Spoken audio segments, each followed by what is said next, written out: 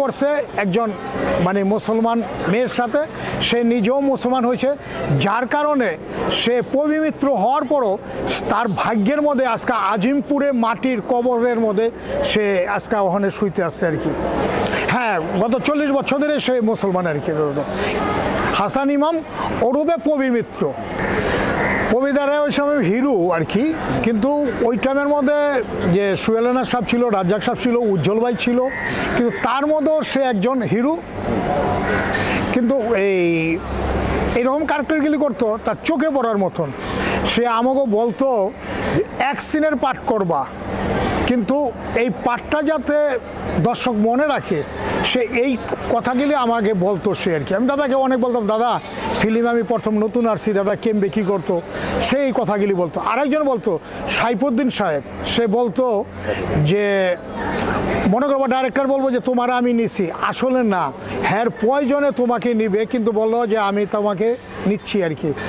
কবির দাও বলতো যে তুমি এক সিনের পাঠ করো, এক সিনের পাঠ করলে দর্শক যদি তোমারে গ্রহণ করে তাহলে মনে করবা যে তুমি পুরা ছবি তোমার টানতে হবে না, এক সিন করলে তুমি স্টার। ইয়ের কথা যদি বলে যে পর্দার কবির মৃত্যু সম্বন্ধে আমরা খুব জানি, হ্যাঁ, আমরা হচ্ছে যে ব্যক্তি কেমন ছিল?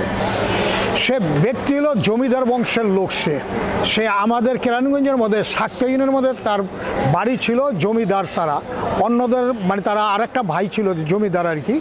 সে তারপরও সে ফিল্মে ওই জমিদার ভাবটা সে দেখায় নাই আর কি, কিন্তু সে যখন ফিল্মে খুব ভালো অবস্থান, সে প্রেম করছে একজন মানে মুসলমান মেয়ের সাথে, সে নিজেও মুসলমান হয়েছে, যার কারণে সে পবিত্র হওয়ার পরও তার ভাগ্যের মধ্যে আজকে আজিমপুরে মাটির কবরের মধ্যে সে আজকে ওখানে শুইতে আসছে আর কি।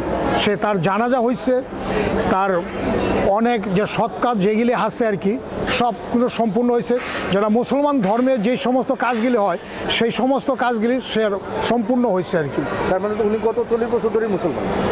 হ্যাঁ, গত 40 বছর ধরে সে মুসলমান আর কি।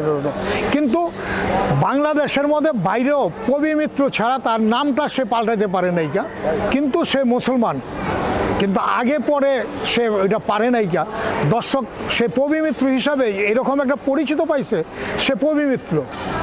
কিন্তু আজকে দেখলাম যে তার হাসান ইমাম নামে করে আর কি, হাসান ইমাম ওরূপে পবিত্র, এইটা দেখলাম আমি তার জানাজার সময়। কেন? আপনি তো আগে থেকে, আপনি তো বললেন যে প্রেম করে বিয়ে করছে, হ্যাঁ, তখন মুসলমান হয়েছে, কিন্তু নামটা আমি সত্যি কথা আমি নামটা কোনো জিজ্ঞাসা করি নাই কা, এবং ওই নামটাও জানি না দাদা, কিন্তু আমি জানি পবিত্র আর কি।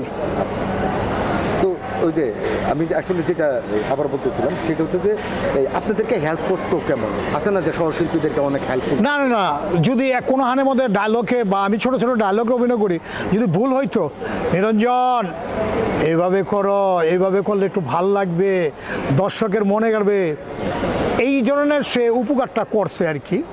কিন্তু সে কোনো অহংকার তার ভিতরে ছিল না, কিন্তু সে জমিদার বংশের লোক ছিল আর কি, এটা আমার জানাতে। আচ্ছা, জমিদার ফ্যামিলির ছেলে ছিল এবং বিয়ে মানে প্রেম করে সে মুসলমান হয়েছে আর কি। কিন্তু সবার জীবনে এটা মানুষ পৃথিবীতে আইসা একটা না একটা মানুষের একটা চাহিদা থাকে, সে যাকে ভালো লাগছে সেই ভালোবাসাটাই সে মূল্যায়ন কইরা, সে ধর্মটাকে ত্যাগ কইরা সে ইসলাম ধর্ম গ্রহণ কইরা আজ ইসলাম ধর্ম হিসাবেই তাকে মানে একদম জানাজা করা, দাপন টাপন সম্পূর্ণ তার ওই ইসলাম ধর্ম হিসাবেই সম্পূর্ণটা হয়েছে আর কি। জানি আপনার হাসান ইমাম নামটা উনি প্রকাশ করতে পারেন না, কারণ ওনার নামটা ফেমাস নাম, কবির মিত্র, কিন্তু হয়তো নামটা না না না, যেরকম ফিল্মে একটা ঘটনা আছে, এমবে যদি বাইরে থাকতো তাই নামটা চেঞ্জ করা যেত, সে তো ফিল্মের লোক, ফিল্মের একবার সে পবিত্র হিসেবে খায়া গেছে, সেইটা পাল্টাইতে পারে নাই কি আর।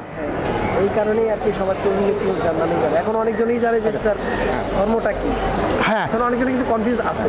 না, ধর্ম সে ইসলাম ধর্ম পালন করছে দীর্ঘ 40 বছর ধরে, এটা শিওর, এটা শিওর, এইটা শিওর। লাস্ট হচ্ছে ওনার স্মৃতির উদ্দেশ্যে যদি কিছু বলেন, ওনার আত্মার হ্যাঁ শান্তি কামনা করেন।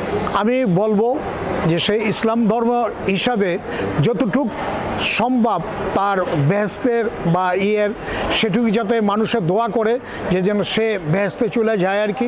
সে একটা ধর্ম থেকে আইসা এই ধর্মের মধ্যে আসছে, তার জন্য আমিও নিজেও, আমি একজন হিন্দু ধর্মের লোক, আমিও দোয়া করি সে যখন ধর্ম ত্যাগ করছে সে তার সর্বোচ্চ স্থানটা যাতে ওখানে পায় আর কি, এই মর্যাদাটা। ধন্যবাদ সকলকে।